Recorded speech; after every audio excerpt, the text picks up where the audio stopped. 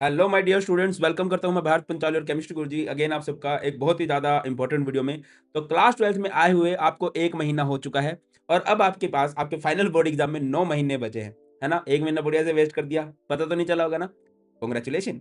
But अब हमें और टाइम वेस्ट नहीं करना है। तो आज की वीडियो में हम यही बात करने वाले हैं कि मई से दिसंबर तक हमारी तैयारी कैसी होनी चाहिए सो दैट कि जो आपका ड्रीम गोल है 98 प्लस लेके आना, वो आप केमिस्ट्री में इजीली स्कोर कर सको।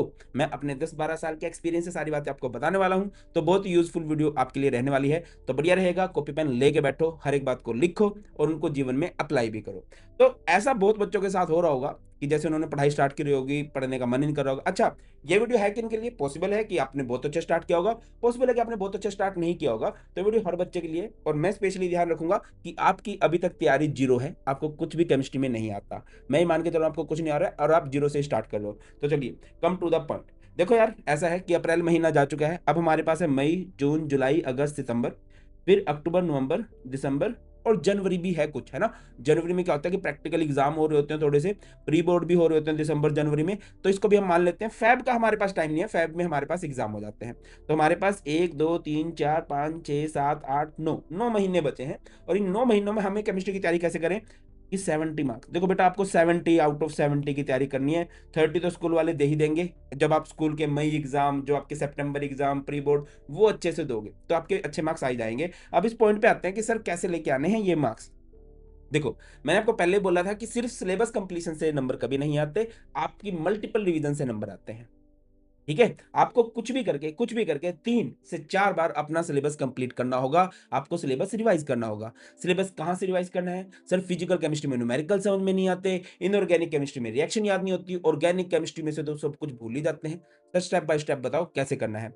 तो देखो यार, सबसे पहली बात मैं आपको बताता चलूँ। अच्छा, एक सबसे बड़ा तो सीन क्या हो रहा होगा कि बहुत सारे बच्चों को पढ़ने का ही मन नहीं कर रहा होगा। अच्छा नहीं लगता ना पढ़ना, 11th में मज़े मारे हैं, तो 12th में पढ़ने का दिल तो करता नहीं, और सोचते हैं कि 10th जितनी ईज़ी होगी। देखो 12th ईज़ी है, बट 10th जितनी ईज़ी तो नहीं है, आपको एफर्ट्स लगाने पड़ेंगे।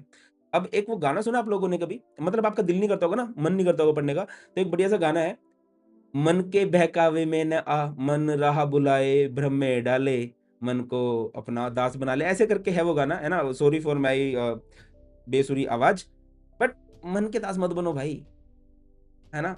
अपने गोल रखने हैं, ये मेरा गोल है और किसी भी हालात में वो आपको पूरा करना है।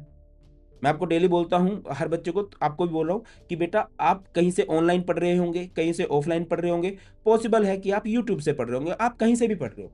वो पढ़ाई ठीक है, वो एक सिलेबस कंप्लीशन है। बेस्ट पढ़ाई होती है सेल्फ स्टडी, है ना? ये टीचर्स तो आप लोगों को पढ़ाएँगे, आपको एक बार सब्जेक्ट से बता देंगे कि यार ये सब्जेक्ट है। आपको सेल्फ स्टडी करनी पड़ेगी, आपको डेली खुद से मेहनत करनी पड़ेगी और कोशिश करो बेटा 20 टू 30 मिनट्स एक सब्जेक्ट की सेल्फ स्टडी डेली आप लोग करोगे। अब बात पे आते हैं, कुछ भी करके मई, जून में छुट्टियां पड़ जाती हैं मोस्टली स्कूल्स की, जुलाई, अगस्त, सितंबर, इन 5 महीनों के अंदर आपका सिलेबस कंप्लीट हो जाना चाहिए एक बार। और बेटा सिलेबस वन शॉट से कंप्लीट करने को नहीं बोलते, आपको डिटेल में सिलेबस करना है। अब जो सीबीएसई है कंपिटेंसी बेस्ड पेपर देता है, तो पेपर का लेवल थोड़ा हार्ड भी आता है। अब हार्ड पेपर को ईजी तभी किया जा सकता है अगर आप हर एक चीज को डिटेल में समझो, सो दैट कि आपके बोर्ड के साथ साथ कॉम्पिटिटिव एग्जाम्स की भी तैयारी हो जाए। उसके बाद जब अक्टूबर और नवंबर आएगा, इस सारे सिलेबस की आप रिवीजन करो, वैसे साथ साथ भी रिवीजन करते रहो, बट ये अच्छा, एक बार सिलेबस कंप्लीट हो जाता है ना, फिर आप लोग वन शॉट की हेल्प ले सकते हो, फिर शॉर्टर वीडियो, 1 घंटे की वीडियो, 30 मिनट्स की वीडियो, उनकी हेल्प ली जा सकती है। पहले तो आपको डिटेल से ही चैप्टर्स को पढ़ना चाहिए, अक्टूबर में एंड नवंबर में भी, है ना? और जब यहाँ पे छोटी वीडियो से आप लोग या छोटे छोटे सेशन से, छोटे छोटे नोट से आप लोग अपनी तैयारी कर होंगे, तो साथ के साथ आप लोग क्या लगाते रहना, प्रीवियस ईयर क्वेश्चन। बेटा आपको प्रीवियस 10 ईयर क्वेश्चन जरूर लगाने चाहिए केमिस्ट्री के। केमिस्ट्री में आपको मैं 3 बुक रिकमेंड करूँगा। सबसे पहले तो देखो, एनसीईआरटी तो लेनी है, मेरा कोई उनके साथ टाई अप नहीं है भैया, एनसीईआरटी की बुक गोल्ड बुक मानी जाती है केमिस्ट्री में। दूसरी बात, एक पीवाईक्यू बुक ले लेना अच्छी सी, जो आपको अच्छी लगे, मैं कुछ रिकमेंड नहीं करूँगा। ठीक है? और एक सैंपल पेपर। और हाँ, अगर थोड़ा-सा वेट कर सकते हो तो 10-15 दिन रुक जाओ, इन सबको समराइज़ करके मेरी भी एक बुक आ रही है। इट्स ऑन यू, ठीक है? अब इधर आ जाओ, तो बेटा क्या रहेगा, नवंबर-दिसंबर में कुछ भी करके, अक्टूबर-नवंबर में बहुत ज़्यादा रिवीजन करनी है, दिसंबर-जनवरी में अगेन पीवाईक्यू, एनसीईआरटी के सारे क्वेश्चन और सैंपल पेपर लगा लेना, कम से कम 10 सैंपल पेपर आप लोग लगा लेना, और फरवरी में आप ये बोलोगे कि सर मज़ा आ गया। अब आते हैं कि हर एक सब्जेक्ट को करना कैसे है, सॉरी, हर एक पोर्शन को करना कैसे है। आपको पता होगा केमिस्ट्री में हमारे 10 चैप्टर रहते हैं, solution, electrochemistry, chemical kinetics, D and F block element, coordination, haloalkane, haloarene, alcohol, phenol ether, aldehyde ketones, amines and biomolecule. ये पहले 3 चैप्टर फिजिकल केमिस्ट्री के हैं। नेक्स्ट 2 चैप्टर इनऑर्गेनिक केमिस्ट्री के हैं एंड लास्ट के 5 चैप्टर हमारे ऑर्गेनिक केमिस्ट्री हैं, है ना। फिजिकल हमारी 23 मार्क्स की आती है, इनऑर्गेनिक 14 मार्क्स की आती है, ऑर्गेनिक 33 मार्क्स की आती है। और जो मैं बोलता हूँ कि हार्डनेस इसी तरह से बढ़ती है बच्चों के लिए, फिजिकल के बाद बच्चों को थोड़ी सी मुश्किल इनऑर्गेनिक लगती है, और इनऑर्गेनिक के बाद ऑर्गेनिक। बाकी 1 to 1 हार्डनेस वेरी भी कर सकती है। कई बच्चों का फेवरेट पोर्शन ऑर्गेनिक होता है, कई बच्चे जो मैथ्स में बहुत अच्छे होते हैं उनको फिजिकल में बहुत मजा आता है क्योंकि फिजिक्स मिक्स हो जाती है, और कई बच्चे जिनको रट्टे मारने अच्छे लगते हैं तो इनऑर्गेनिक। इनऑर्गेनिक क्या है, थ्योरी, कंसेप्ट, है ना, न्यूमेरिकल, सबका मिक्सचर सा है। तो जो केमिस्ट्री हमारी है तो सब पे आपको इक्वल ध्यान देना पड़ेगा।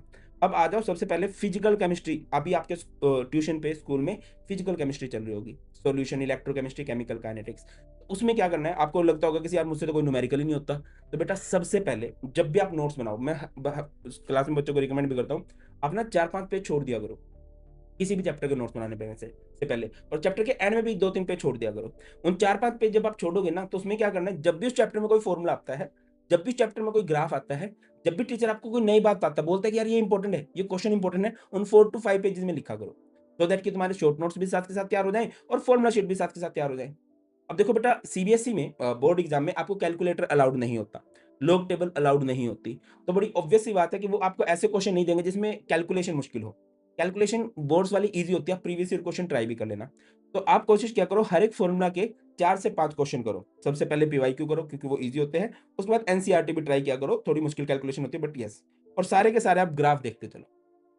इसके बाद आ जाते हैं ऑर्गेनिक केमिस्ट्री को, सबसे स्कोरिंग पोर्शन ऑर्गेनिक केमिस्ट्री है। तो याद रखिए, ऑर्गेनिक और इनऑर्गेनिक के लिए एनसीईआरटी आपको गोड बुक है। बेटा एनसीईआरटी की डीप लाइन से क्वेश्चन आते हैं, मतलब ऐसी लाइन जो आपने कभी पढ़ी नहीं होगी, कई बार उस एक लाइन से क्वेश्चन आ जाता है जो जनरली बच्चे इग्नोर कर देते हैं। तो एनसीईआरटी को बहुत अच्छे से पढ़ने वाले हो, अच्छा अपना बेसिक स्ट्रॉन्ग कर लो यार, है ना। मैंने बेसिक ऑफ ऑर्गेनिक की वीडियो बना रखी है, बेटा जब भी आप ऑर्गेनिक पढ़ोगे तो अपना बेसिक स्ट्रॉन्ग करते चलना। अगली बात क्या करोगे, एनसीईआरटी की लाइन बाय लाइन पढ़नी है और रिएक्शन की शीट बना लेना। एक चैप्टर में बेटा मुश्किल से 20-30 रिएक्शन आएंगी, उनकी रिएक्शन शीट बना लेना। उनको देखो बार बार आपको रिवाइज तो करना ही पड़ेगा, एक बार में कभी भी आपको चीज याद नहीं होगी। देखो कई बच्चे क्या करते हैं कि केमिस्ट्री को बायो से कंपेयर कर देंगे, भाई डेली लाइफ की थोड़ा फील आ जाती है ना। बट केमिस्ट्री में ऐसा नहीं है, हाँ याद करने का है, बट वो याद आपको तभी होगा अगर आप इसकी डेली प्रैक्टिस करते रहोगे। एक रिएक्शन चार्ट बनाओगे, ऑर्गेनिक केमिस्ट्री जब भी पढ़ोगे वो आपके सामने रखी हो। वैसे मैंने ये सारी चीजें, formula sheet, reaction chart already बना रखे हैं, आपको फ्री ऑफ कॉस्ट मिल जाएंगे। हमारा टेलीग्राम चैनल है भारत पंचाल सर के नाम से, लिंक आपको डिस्क्रिप्शन में भी मिल जाएगा, या फिर आप लोग चेकआउट कर सकते हो टेलीग्राम पर, भारत पंचाल सर के नाम से टेलीग्राम चैनल है। 1 लाख से ज़्यादा बच्चे हैं उधर, तो आप ज्वाइन कर लेना, वहाँ पर आपको सारे नोट्स मिल भी जाएंगे free of cost. Inorganic chemistry की बात करें तो 2 चैप्टर हैं, बहुत अच्छे से पढ़ लेना, है ना। छोटे छोटे टॉपिक हैं, 4-5 टॉपिक है, जैसे डी ब्लॉक में क्या आती हैं, उनकी प्रॉपर्टीज आ जाती हैं, KMnO4 K2Cr27 के बारे में आ जाता है।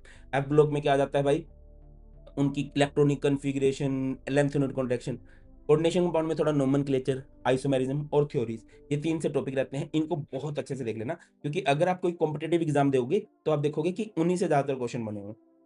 ठीक है, तो ये आपका फॉर्मेट रहना चाहिए। अब मई में कोशिश करो कि ये निपट जाए फिजिकल केमिस्ट्री।